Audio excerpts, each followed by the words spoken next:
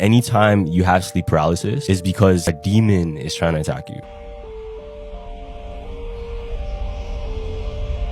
Chill. I hope this isn't real, but it's scary. What is it? This guy is in sleep paralysis and he's been having sleep paralysis so many times throughout the week. So he decides, I'm gonna get one of those cameras that can see beyond. Cameras that can thermal. Yeah. It will be able to show if anything's there, trying to catch a ghost or whatever. He's like, it always feels like somebody's pressing on my chest. Usually that's what people feel whenever they have it. Paralysis is something I'm certain each and every one of you has experienced at least once You see it? in your life. Yo. So you can see his chest moving. As you can see, And then there's like there a is figure. another It's like signature a translucent captured figure, on the thermal and it's right on top of his chest, and it's right pushing on him, top and then he of the wakes up sleeping after, individual. Oh, that's This crazy. the actual proof that demons and then walks away, and then that's when he wakes up. sleep. Only Murders in the Building Season 4 is the most insane season yet, and here's why. Season 3 may have ended on a giant cliffhanger, but trust me, for Season 4, you are in for a wild ride. In this new season, Mabel, Oliver, and Charles travel to LA where their podcast is being picked up by a Hollywood studio to be turned into a feature film. Then, as the trio return to New York City to uncover the murder of Saz, Charles' stunt double, they are joined by the biggest guest stars in Hollywood on the screen, including Hollywood legends like Meryl Streep, Zach Galifianakis, Eugene Levy, and Ava Longoria, just to name a few. Selena Gomez herself has even described Season 4 as being, to date, her favorite season. Personally, what I love about Season 4 is that it really does think outside the box. In this season, they make nods to Desperate Housewives because of Ava's appearance in the show, and Between Two Ferns and the Hangover series because of Zach's appearance in the show. All these guest stars are coming together this season to make it the most wild and adventurous yet. The new star-packed season of Only Murders in the Building is now streaming on Disney+.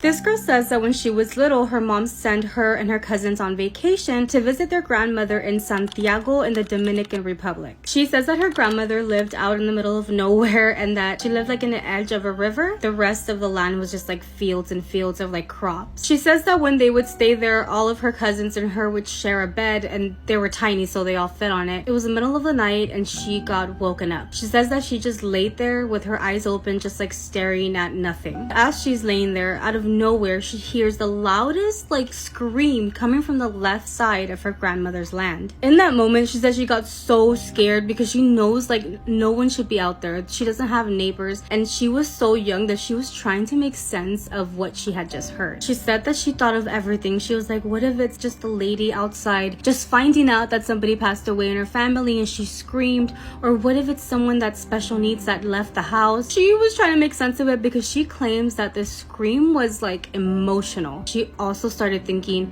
oh my gosh, like if someone had asked me what did it sound like, it sounded just like what I would think La Llorona would sound like, screaming and crying for her kids. In that moment, she sat upright, she's thinking of all her options and she's begging to never hear the sound again. And that is when she hears the sound again, but this time it was at the other side of her grandmother's land, like farther away. And even though she was young, she thought to herself, there is no way that this person or thing could have gotten to that side of the house that quickly, even if they ran. Like she was just there thinking for a few seconds and she heard it again from that extreme of an end. She thought to herself, it is impossible for this thing to have gotten there that quickly. She says that as she's trying to think like, oh my god, again, this thing screaming couldn't have gotten there, she hears it for the third time, but this time towards the back of the house, which again was way too fast for something to have moved and like gone there to scream. However, she says that this time this scream was getting like farther and farther away, almost like it had gone into the river and was like going down the stream. She tried her best to go back to sleep and she was like cuddling up next to her cousin, but she couldn't get the image out of her mind of like a woman outside screaming in pain, but now maybe floating down the river. Like she could not make sense of this. A part of her wanted to look out that window and see because she wanted to know what it was, but she's thankful that she didn't look out that window that night. The following morning, she wakes up and asks her grandma if she heard the lady yelling outside, and her grandmother said no. Her grandmother said that maybe it was like a lady that lived close to her house, maybe she was lost. And honestly, she says that she never even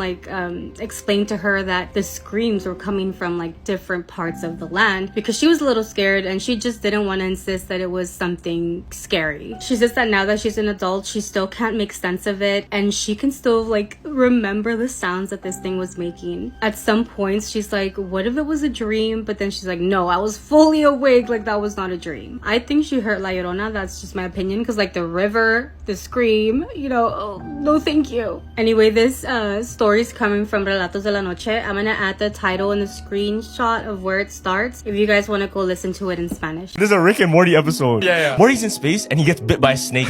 But it's a snake in like a astronaut thing, right? Yeah. The snake ends up dying. Morty realizes, holy I just killed what might be their only proof of the snake world, right? Okay. Because that's literally their Neil Armstrong. Yeah. Bro just killed him. So he decides, damn, like I low-key doomed that whole race. He ended up going to a pet store, getting the snake, putting it in the same like astronaut suit, throwing it down back to the planet of the snakes, right? This snake lands. Scientists are confused because it's not speaking the same as everyone else. They ended up running tests on him and they realized there's something beyond, and that means there are different realities, there are different snakes out there in the world. Okay. Morty putting that snake on that planet advanced their civilization quadruple million. Really? Morty comes back after throwing the snake down. He's in his bedroom and he sees a Terminator snake in his room. I've come here to save your life, blah, blah, blah. Yeah. Because Morty is the catalyst of the snake's Armageddon of technology. Jujutsu Kaisen chapter 270 spoilers. Yuji is a teacher and there was a 10-year time skip.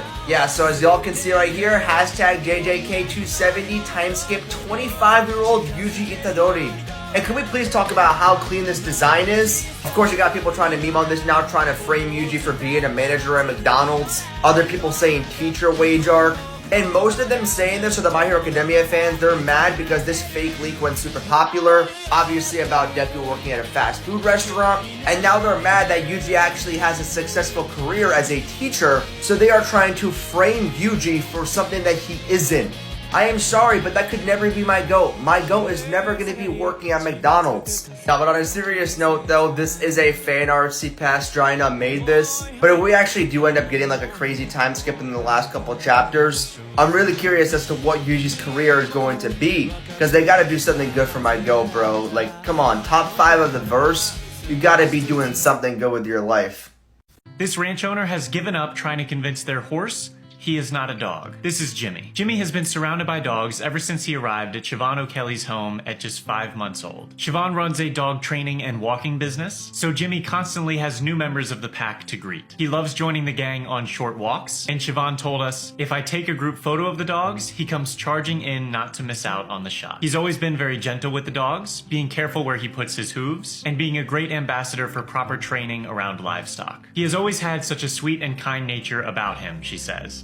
Likely because he thinks of himself as just another dog. In a 2022 post, she shared that the miniature horse was adamant he's a Saint Bernard. Originally, Jimmy was intended to be a present for one of her dogs, Athena, who, like many young girls, apparently wanted a pony for her birthday. She enjoys hopping up on Jimmy's back. He doesn't seem to mind because he gets free back scratches out of the deal. Jimmy has had quite a few favorite dogs over the last 5 years, but lately he's most attached to a Jack Russell named Delilah. She said, I swear they are in love. They go and find each other and spend 10 minutes kissing and grooming each other. In a decade of running her business, she says she's never once had an incident of Jimmy and the dogs getting into any trouble. Now that Jimmy is officially an honorary dog, we are going to give him a 12 out of 10. A person walked up behind them and they said, oh, you're looking for haunted items as well. There's this guy, he found a statue of almost like a monkey, but it's weird. This is what he explained. Goes with his girlfriend to his antique store. They're going through and there's this one thing that caught his eye. But when he saw it, he said like it felt as if it's a child. Whoa. But it makes him feel a way that's strange. When he picked it up, he took a picture. When he put it down, a person walked up behind them and they said, oh, you're looking for haunted items as well. Put it down, time goes by, they go home. Bro takes a shower. When he's taking a shower, he just keeps thinking about the monkey for some reason. It's like stuck in his head. He doesn't know why. The way he explained it was, it's almost as if it was telling him to take it because he needed to help it, if that makes sense. He needs Like to it save knew, it. yeah. So he explains that to his girlfriend, right? And his girlfriend starts wilding out because his girl is a witch. She practices Wiccan. She just goes, did it make you feel desperate? Why? Apparently, if something makes you feel desperate, that's not a spirit.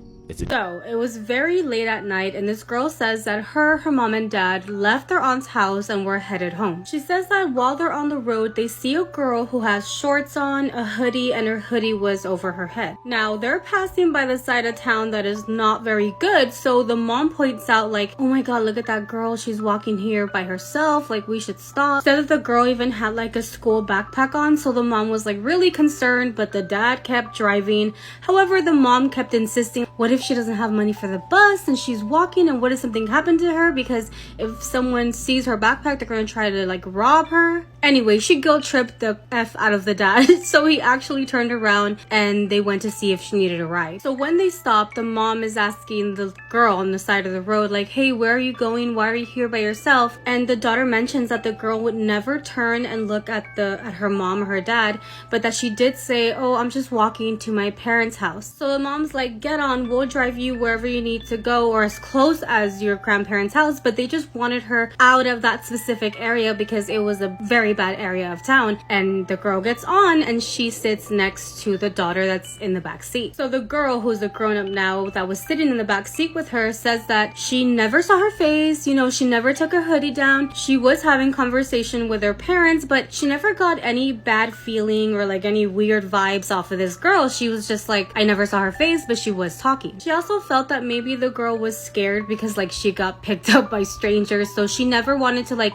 look at her or do anything weird because she didn't want the girl to get scared. So this girl ends up telling the girl's parents that the reason why she was walking at night was because at her house her uncles were there and they were drinking, and every time they drink they always cross the line with her. You can imagine what happens. And that was the reason that she was walking very late to her grandparents' home. So the mom is like, okay, well, where specifically do your grandparents live? And she tells them the specific place, and she's like, damn, we're not gonna pass by there. That's a little out of our way, but we're gonna drop you off the closest to where they live. And the girl agrees, and she's, you know, happy that they're gonna get her close to home. And she still keeps talking to them about what's happening and what the uncles do to her when they drink. And, you know, it's sad, but they're trying to help her. So they drop the girl off close to their grandparents' home and they go ahead and they're on their way back to their house. So some time passes and they're back at their aunt's house, and the mom is telling them what happened that night after they left, you know, the last time. And she's telling them about the girl that they picked up and dropped her off and everything that the girl was telling them. So the aunt's husband,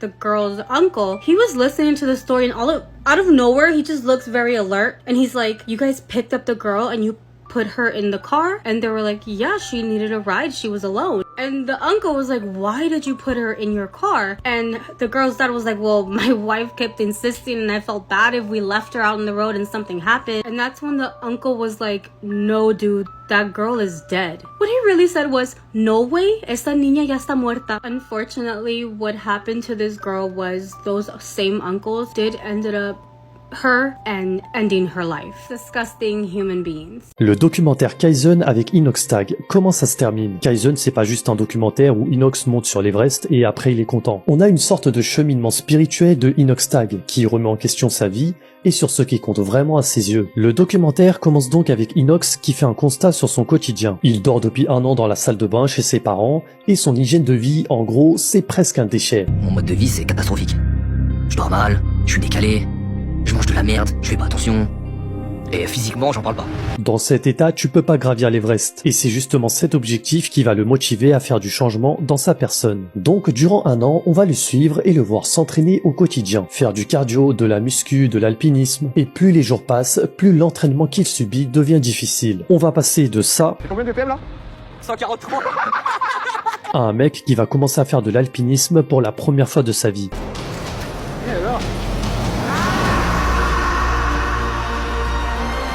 À l'aide de guides, on le verra gravir des montagnes de plus en plus hautes. 1500 mètres, 4000 mètres ou encore 6800 mètres d'altitude lorsqu'il gravira ce qui va être sa première grande victoire, la montagne d'Amadablam. On n'y croyait pas vers la fin, mais on l'a fait. Faut jamais lâcher.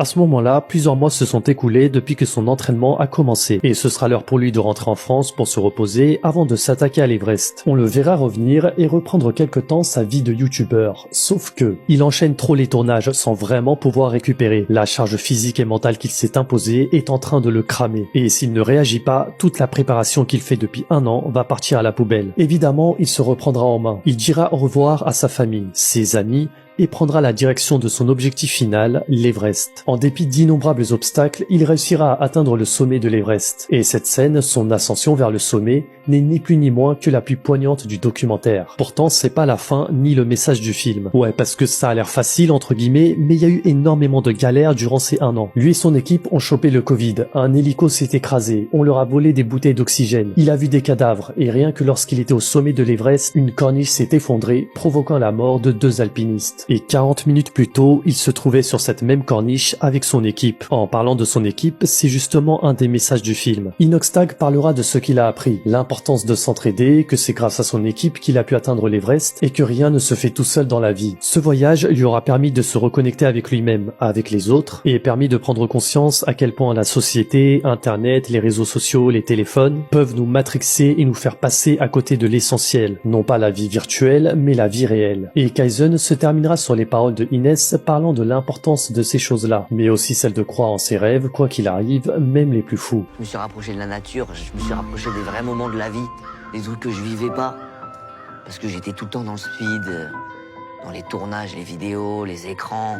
Même si tu vois la montagne, elle est tellement haute, elle est impossible à monter. Et bah, petit pas par petit pas, tu peux la monter. Have you ever heard of quantum immortality? No. It's based off of quantum science, quantum mathematics, and it's really confusing, but basically like there's an infinite amount of multiverses and you basically never die because right before you die, your consciousness goes into another you in another multiverse. But I just thought it was funny because it's basically like, here's to break it down. You survive an incident, but really just jumped into a different timeline. And it just made me think of when we were driving back from Miami. We were driving back from Miami, and it's like the whole thing is like we could have easily died, and everything since then has been really weird. So you're saying when you die, you're just like reborn, you live another life? That's what they're saying. But you go to the same exact scenario to where you don't die. So it's like like you're respawning in a game. And someone used the example of what happened to Trump is that we are now living in this different pathway to where he lived. We're now on a different path. Yeah. There's this story on Reddit, and they were able to solve a mystery of a missing boy because of it. The story goes, there's this kid. It was actually his birthday. That's what's sad. After school, he's supposed to go celebrate with his mom and dad. They're supposed to get to dinner. But what he loved to do, like his thing, was to go out into this area. They call it the trails in their hometown. And he used to go out into the trails and have fun, play by himself. I can already tell where it's going, man. That night, he went missing. He wasn't able to celebrate his birthday with his parents, and they never found him again. Something insane happened. On Reddit, a story came out. It was one of those ask me anything type of things. Everybody's pretty much spilling their guts on the worst thing they ever done. This one person's story. They said when they were 8 to 9 years old, him and his friends, they would go to this fort in this place in their hometown called the Trails. And every day they would play in the fort. There was this one time they seen one of the hometown boys, and he was kind of known to be one of the weirder kids because he always plays by himself. When they went to their fort, they saw him sitting in the fort, and they're like, yo, get out of our place. It was the same kid.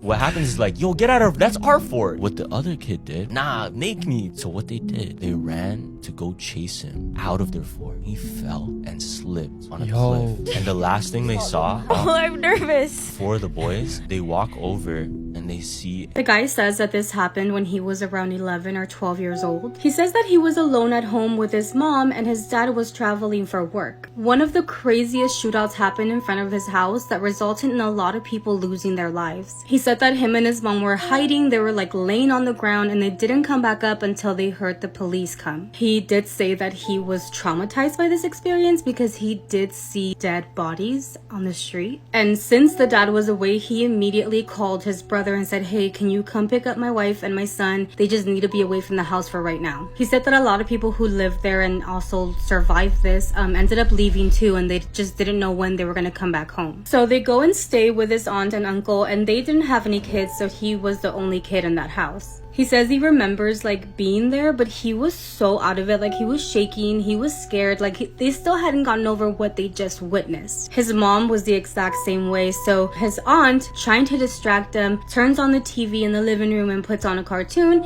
and then takes the mom to the kitchen and starts making coffee and something to eat for her. His aunt also brought him a blanket. She was just trying to make him feel as comfortable as she could. As he's sitting there watching cartoons, he said that he felt his aunt and uncle's cat crawl under the blanket and land on his lap. He said that he really didn't like cats, but he was thinking, oh, this is the cat's home, so I'm gonna let the cat do whatever it wants. And he started like petting it from underneath the blanket, and when he did, he said he felt like wetness, like almost with the cat licked himself and he went to go pet, and that wetness of the cat stayed on his hand, so he felt really grossed out. He said that he really didn't want the cat on him, but he didn't want to be rude and like push it to the side, so he just let the cat sit on his lap underneath the blanket. So a few minutes pass and his aunt comes to the living room and says, hey, you need to come to the kitchen, I already finished the food and you should come and eat. He was like, oh, I'll be there shortly, but I think your cat really likes me, so it might take a while. And his aunt is already walking towards the kitchen when she's like, don't be silly, you know we don't have cats. In that moment is when he remembered that his aunt and uncle indeed don't have any pets, much less a cat, inside of their home. He thinks that because of the trauma of everything happening, like he completely forgot, and when the cat came up, he was just like, oh well, like yeah, sit on my lap. So obviously he freezes up, and in that moment, he feels the cat crawl down and walk away somewhere else. He says that he was so scared that he couldn't even turn around and see if it was a cat. Now, for some reason, he says that he got negative vibes off of this. Like, that's the reason why he didn't want to turn to look. He says that he knew it was real because even after the cat walked away and he couldn't look, he still had that wetness from the animal on his hand. I don't know, I think maybe because he was a kid at the time, like he felt something negative, but if you ask me, like it just felt like something came in to distract him from, you know, what he just saw. I don't know, that's just my opinion. However, he still feels this way as an adult. He still feels like there's something in that house, but what do you guys think? Here are some insults in horror movies that I think we as a people need to adopt and use more. First up, a personal favorite from Sleepaway Camp when Bill says, eat shit and die, Ricky, and Ricky so quickly responds, eat shit and live, Bill. What a fucking comeback. Are you kidding me? Eat shit and live. I would rather you punch me in the face than come back at me with that line. So I think the kids in It 2017 are just fucking downright hilarious and they have such good lines, but my personal favorite is when Beverly is making this speech like, I want to run towards something. And Richie just looks at her and says, I'm sorry, who invited Molly Ringwald into the group? That gets me every time. This movie was my comfort movie for like a year. I literally watched it every night to go to sleep, and I fucking laughed at this line every single time. We have a few good ones from the Scream franchise, but my personal favorite that I actually have used in my real life is in the first Scream where Sydney says, you'll have to find me first, you pansy-ass mama's boy.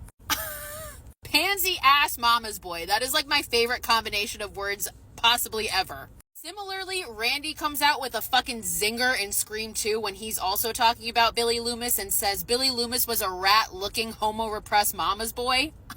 Rat-looking alone is honestly fucking feral. I love it. American Psycho is another personal favorite to me. This one is very subtle, but you're not terribly important to me. Imagine somebody saying that to you. That hurts. That hurts. And nobody even said it to me, but I'm hurt. But I also love when Patrick gets hit in the face by one of the women that he's attacking and he looks at her and he's like, not the face, you piece of bitch trash. Incredible. 10 out of 10. I would rather somebody call me a piece of bitch trash than say this to me, though, I'll tell you that. South Korea sent some of their biggest artists to North Korea. Why? People just had so many questions. Like, why was Red Velvet specifically chosen to go to North Korea? It's actually unknown why any of these artists were specifically chosen. It's not even revealed why Red Velvet was chosen out of all the girl groups. They're just wondering, it feels random. That's why people came up with the conclusion that Kim Jong-un must be a fan. And the girls take a moment to say hi to the crowd, and the 4 girls are standing in a line on stage, and Irene, I love Irene, she picks up her microphone and she speaks to the people of North Korea, and it feels like I don't know how she handled this so well, but she could barely breathe. Because she just danced her heart out and she sang live vocals, and she says, it's an honor to see Red Velvet at the Pyongyang concert. First of all, you may all be unfamiliar with the charm of Red Velvet. Red of Red Velvet is a combination of intense red, and velvet of Red Velvet is a combination of softness. It means that Red Velvet will show you a variety of songs and dances. Sorry, I'm out of breath. Just one moment, please. And the crowd starts clapping really loudly. 오늘 감사합니다. This is the only time the crowd reacts to the girl group, is when Irene is out of breath and trying to catch her breath. I don't know if it's because they find Irene cute. Some people say that Kim Jong-un allegedly might have started the clapping. And you only clap when the supreme leader be clapping. And allegedly, Irene is his bias. Afterwards, there is a photo that they take, and Kim Jong-un is in the center. His wife is on the left of him. 3 members of Red Velvet, the other 3 members, Yeri, Wendy, and Sugi, they're on the far left end, about 3 people away from the supreme leader. So there's like 3 people in between them and the supreme leader. But Irene is not standing next to the rest of her girl group. Instead, she's standing at the center of the photo, holding a bouquet of white lilies, standing on the other side of Kim Jong-un. But of course, she's smiling for her life because, you know, her life depends on it, but she's trying to lean as far away from Kim Jong-un as possible. Her body is practically bent at a 90-degree angle to one side. She's like, okay, that's what she's doing. Kim just looks dead at the camera. It seems like Irene is his bias. Jujutsu Kaisen chapter 270 spoilers, Geto is back, and that can only mean one thing. So as we all can see right here, Takaba is seen having a conversation with someone. And when it just so conveniently needs to be shown of who he is talking to, they place a text bubble right on his face. But we can see from the hairstyle that is obviously Geto could mean only one thing. Geto left the airport with Gojo, meaning Gojo has to be back, bro. We have one more chapter to prove ourselves. Gojo has to be coming back. And if he does, this will be the greatest comeback in manga history. And this would even make more sense because there's a lot of people theorizing the reason the leaks got delayed was because it was on purpose. Because today is actually the 1-year anniversary since Gojo apparently had passed away, so it would only make sense for it to happen on his 1-year anniversary. Now obviously it didn't happen this chapter, but that 100% is Geto, which makes Gojo stocks going up, which means that we are more likely for Gojo to prove himself in one more chapter. I do not care if it takes away the impact of Sukuna being the final villain, bro. We need our glorious Blue-Eyed King back.